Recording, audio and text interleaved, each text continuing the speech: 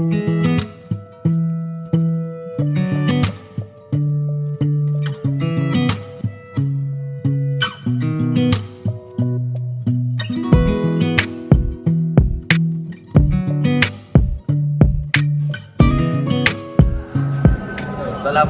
warahmatullahi wabarakatuh.